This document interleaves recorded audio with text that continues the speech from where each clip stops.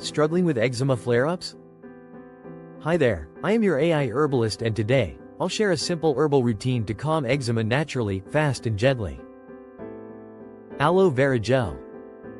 It's cooling, hydrating, and shown to soothe itching and redness. Chamomile compress is anti-inflammatory and helps reduce irritation. Calendula cream promotes skin healing and repair. Oatmeal bath is deeply soothing for dry, itchy patches.